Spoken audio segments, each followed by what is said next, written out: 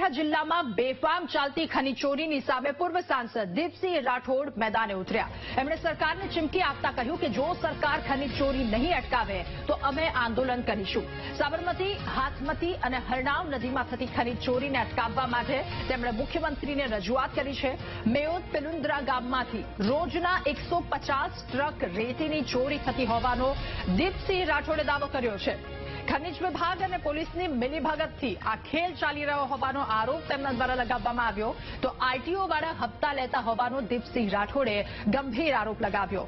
ગામના આગેવાનોની રજૂઆત તેમ છતાં કોઈ જ કાર્યવાહી ન કરાઈ હોવાના આરોપથી પણ ખળભળાટ મચ્યો। એમણે કહ્યું કે ઓવરલોડ ડમ્પરના કારણે છાશબારે અકસ્માત થાય છે, લોકોના જીવ પણ તેમાં જાય છે અને તેમ છતાંય કોઈ જ કાર્યવાહી નથી કરવામાં આવતી। નદીઓમાંથી 75% જેટલી રેતીની ચોરી તો થઈ ચૂકી છે અને ત્યારે હવે જો સરકાર કાર્યવાહી નહીં કરે તો તેઓ ગાંધી ચિંધ્યા માર્ગે આંદોલન કરશે। ત્યારે બે અલગ અલગ દ્રશ્યો આપ ટીવી સ્ક્રીન પર જોઈ રહ્યા છો। સાબરકાંઠામાં કુદરતી સંપત્તિની લૂંટ ચલાવવામાં આવી રહી છે તેવો આક્ષેપ અને રોજના કેટલાય ટેન્કર અહીંયાથી જાય છે।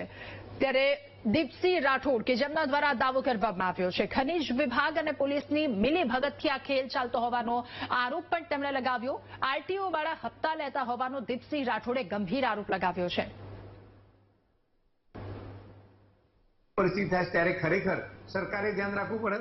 સરકારને માનનીય મુખ્યમંત્રીને પણ મારી વિનંતી છે કે તમારો વિભાગ છે, તમે જો ધ્યાન નહીં રાખો તો કોણ રાખશે અને આને હવાલે કોણ ગરીબોના માટે?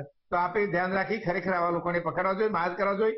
જો આમાંથી કંઈ પગલો ભરવા નહીં આવે તો ગાંધી ચિંધ્યા હશે અમારી રાહદારી નીચે અમે પગલો ભરીશું। પછી કહેતા નહીં કે પરિસ્થિતિ ખરાબ થઈ છે અને પછી મુશ્કેલી જુદી ઉભી થશે તો આની જવાબદારી સરકારની જ રહેશે જો પગલો નહીં લેવામાં આવતો।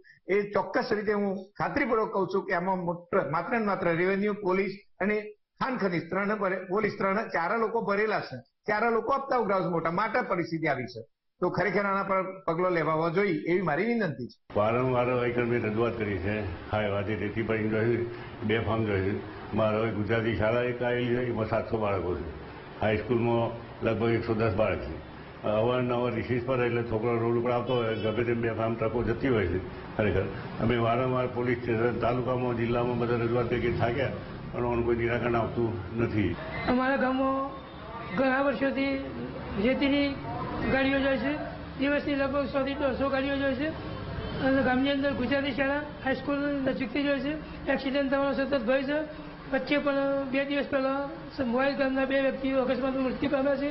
ઓવરલોડ ગાડીઓ જાય છે, એનાથી કોઈ એનું દબાણ કોઈ કરવામાં આવતું નથી। અમે સ્થાનિક વ્યક્તિઓએ સરપંચ સાહેબને પોલીસ સ્ટેશન, મામલતદાર કચેરી, કલેક્ટર કચેરી સુધી અમે જાણ કરી છે, તે છતાં પણ કોઈ કાર્યવાહી કરવામાં આવતી નથી।